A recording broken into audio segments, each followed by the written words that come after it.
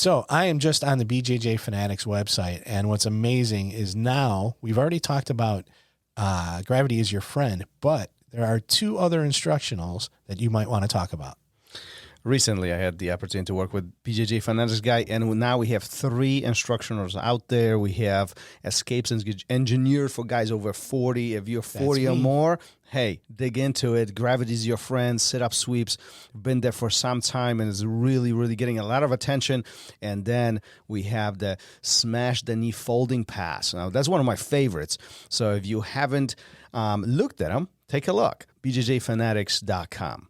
Hey, I'm wondering, do you have a place where we could go to ask all those questions that always come up in jiu-jitsu? You are lucky. You are very, very lucky. Ask a Black Belt on all podcast platforms, plus our YouTube channel. What I do is essentially I collect questions that you might have and the questions that I've had for all this time being on the mat and record them as a short individual episodes, about 3-4 minutes long, and just put them out there several times a week. So make sure you go, you follow, and tune in. Yeah, absolutely. Check it out. Subscribe, download, all that stuff, and get those answers to the questions you've always wanted to ask.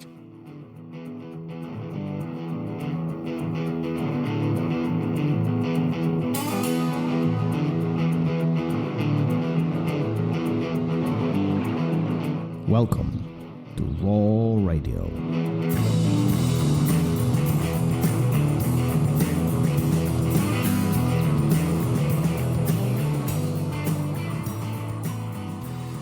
And we're live. Here we go again. Welcome back. Thanks. I was I only missed one episode. I know, but you still missed it. I did. It was weird. Yeah, that's what you said. It was odd for you to be here by yourself, huh? Yeah, it was kind of like, it was kind of like you're in a haunted house and it's like so very quiet and you don't know what's going on and like you're afraid somebody was going to jump out from behind the curtain. But all jokes aside, it was interesting from a dynamic perspective. Having a one-to-one conversation versus a trio chat is very different. I'm learning that. So my head goes off to all the podcasters and interviewers who do one-to-one. It's a very different dynamic. So perhaps I just got used to you being here and it's just pressing like the I button. said, it's just a security blanket or whatever. You could have done it a long time ago when I locked the keys in the office when we still did it remotely, and you made me kick down. You were so scared of doing it alone that you made me kick a door down. Here. You were going to do it at home. You were at home. I was here. Remember? You could have done it without me remotely, because we used to do them exclusively on Zoom. Even we were on Zoom. Listen, I'll tell you the truth now. And you were terrified, and you made me kick the door, or you just wanted to see how good my front kick was. It was like Michael Chandler's. If you saw over the weekend, it was that powerful. Listen, all of that is untrue. All I needed is a video footage to blackmail Larry's office. Yeah, I would say show it, but I had a little bit of plumber butt going, and I don't like that's embarrassing. The kick was amazing, but the plumber butt was embarrassing. Wow. So thankfully, we fixed the door. Yep. But yeah, the dynamic was different, and I'm sure when I edit that episode, it'll be fun for me to hear it and hear how you're different in it. So it'll be fun. Well, Adam Singer, we recently had Rory on the episode, his brother. Adam following those footsteps. It's very interesting to hear and talk to guys who have these deeper philosophy thoughts about teaching jiu-jitsu and training jiu-jitsu. One of the big things that Adam talked about was that simple fact that we need to fail. We need to fail. A fail is not the result, it's part of the steps that take us to the success. But he did also talk about we need to fail smart. We need to have some tangible takeaways from our failures. What are your thoughts on this? Well, that's the only way you learn anything, right? But yeah, we don't do it.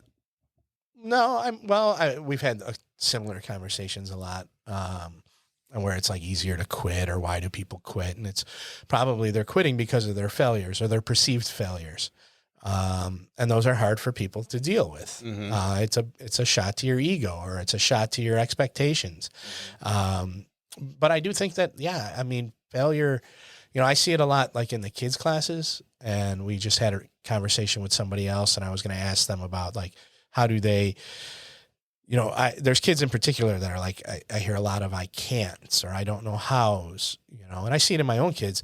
When it's like, how do you get them through that? And I think if the earlier as a person you start being able to deal with those things, those I can'ts or I don't know how's, the earlier you're gonna be able to deal with your failures and be more successful with your failures, and learn from them. And it just comes back to, like, perspective, why, and being able to step outside and say, I didn't fail because I'm a loser. I didn't fail because I'm no good at this. I didn't fail because I didn't put that time and the effort in and I lost. And I'm not as good as that person because I haven't had the experience, again, time and effort. So so you're aware of your failures and how to fix them. Yeah. I mean, that's the big part, right? Yeah.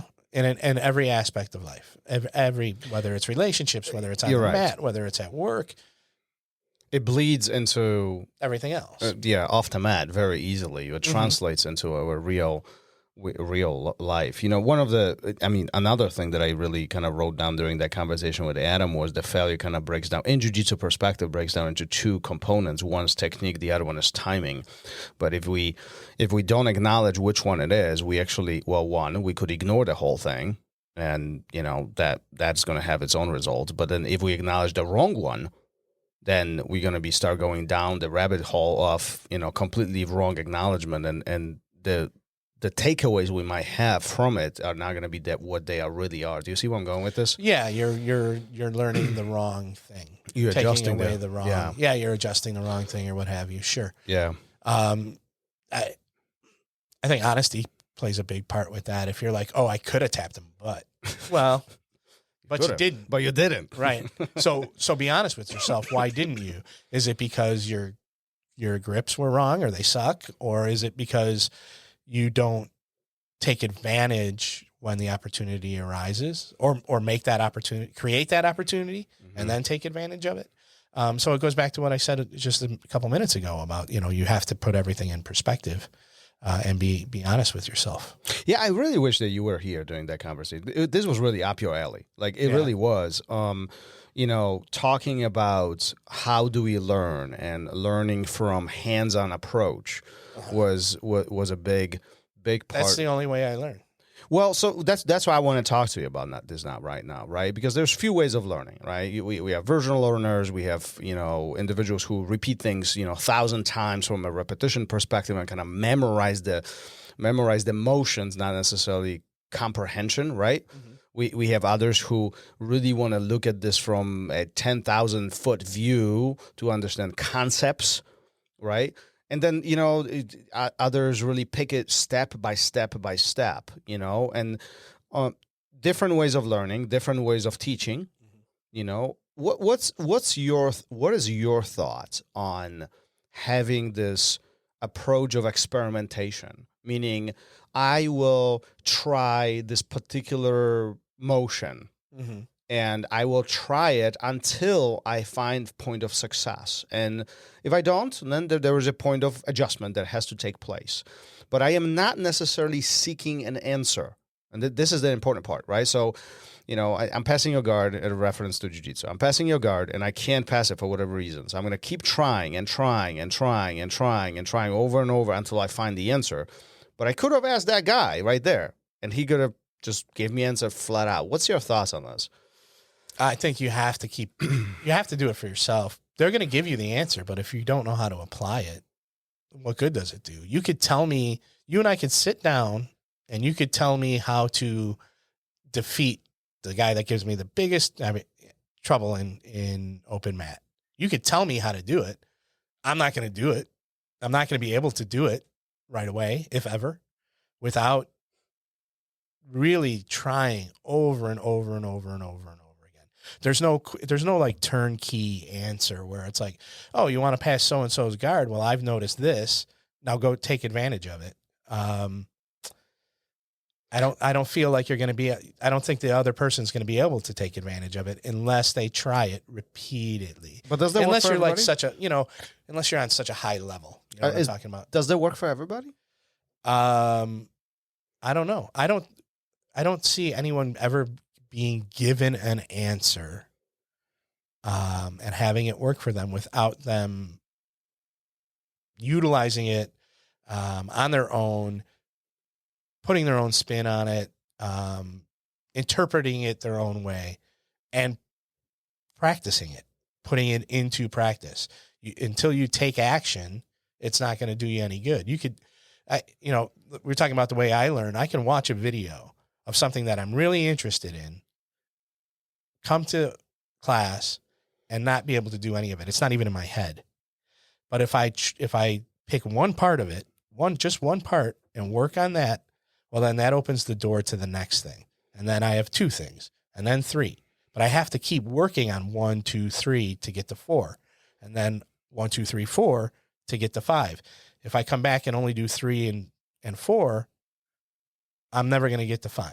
It's just the way I am. I have to do it from the beginning every time and build on it What happens, share with us, what happens in your mind when you are at it for some time and you keep at it over and over and over and over. And at some point, there is this point of discouragement. Oh, my God, I've done this 1,000 times and I still cannot get it. What do you do then? It depends. If it's something that is, if we're talking about jiu-jitsu still, and it's something that is not my body style, it's not, it's for a 23-year-old. But how do you know that if you haven't succeeded? You got to put it in perspective. You got to be honest with yourself. All that stuff we talked about a couple minutes ago. Because if you don't, then you're going to be, then you start making excuses instead of reasons. Okay, I'm not 23 years old. I'm not going to be able to. No, I know. I look at. I shaved this beard off. You're going to be like, oh my God, I get carded when I shave my beard off. So what was I saying? Yeah. Okay. So I got to be honest with myself. I'm 50. I'm going to be 52. Damn. Right. I'm going to be 52. I can't do those things that I did when I was 22. I used to take Kung Fu. If I tried to do a crescent kick, I wouldn't be back in class for 2 or 3 weeks. What kind of kick? Crescent kick. What is that? I'll show you later. I won't show you. I'll show you a video later because I can't do it anymore. But, what were we talking about? It's one of those things where if you're not honest, you don't put it into perspective, then you start making excuses instead of having valid reasons. And if you have a valid reason, well, then it's time to move on. Or, if it's something you can't correct, I'm overweight. I'm trying to do this new thing where I'm doing inversions. Guess what's getting in my way? It's not my physicality. It's that being overweight. And I'm honest with myself about it, and I can do something about it, and I'm doing something about it.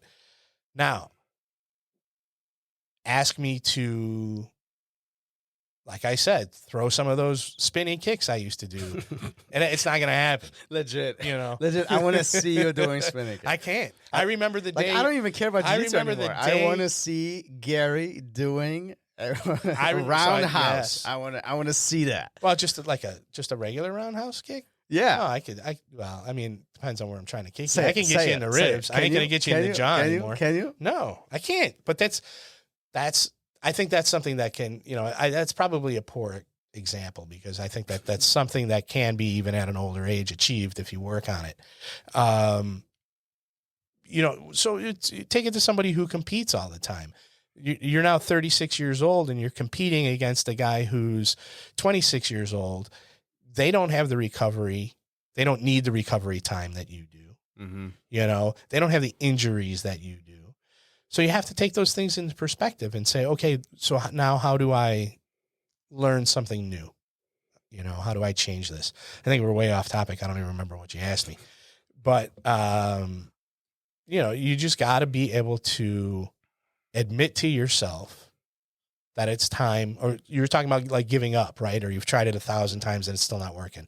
You got to be ready to admit to yourself the reasons why, not make excuses, but be honest with yourself and admit, okay, these are the reasons why. Let's try something that's more my speed, more applicable to me, my body type, or even be honest with yourself. What is my body type? Well, I'm short and stout. Okay, that's great. Are you short and fat? Well, that's a different thing. I'm going through that. I'm short and fat. So that's some harsh honesty. It is, yeah. I feel good though. I feel like a weight's been lifted off my shoulders. Whoa, that's what this podcast does. That's what this podcast. Okay, now if you give up on it because you're fat, well, you made an excuse, right? If you lose the weight and you still can't do it, well, maybe there's a reason. So, and I think that, trying these things over and over and over and over again is important. We've often talked about this. Somebody's trying Spider Guard and they do it for a couple weeks and then they're like, oh, everybody's passing my guard. Spider Guard's bullshit. No, it's not. It's your Spider Guard shit. Oh, so wow. Keep working. And I'm not saying I can pass anybody's Spider Guard. Don't get me wrong. This is not me saying I can do this or that. I'm just saying that that's the reason, is you haven't given it enough time to develop through trial and error, like Adam was saying. And what have I learned from it? Why did I fail so many times today? Okay, now I know the reason why I failed so many times. I'm going to fail less tomorrow and less the day after that. So that's it. Yeah. All right, cool. So listen, you're talking about it, and this is good stuff, right? I really appreciate the comment and what you're alluding towards, or what you're saying between the lines, that failure is essentially part of the process. Embrace the process, embrace the grind. You will fail. Just agree with that on the very beginning, and life is much, much easier. What is important to the success is that we acknowledge the obstacles we have on the way, and we acknowledge the tools that we have to work with, and that's what you're talking about. So failure is part of the process, but just know the points of that giving you those obstacles, those failure points, acknowledge those, and really learn from that, and continue working on that. And as we were talking, I was trying to Google and find the name of that young gentleman who was 68, who was just last week, I think, given a black belt from Romulo Barrel. Yeah, he got his black belt from, this isn't somebody that just gave away a black belt. I know, right? So, and I don't remember the details exactly. I couldn't find it. So, but he started deep in his 50s, if I'm not mistaken. Yep. And, after X amount of years, he achieves the black belt, and I watched the video clip that they had on Instagram with his speech, and he just kept repeating, like, you can't give up. That's not the way to go. Yeah, and apply that to everything.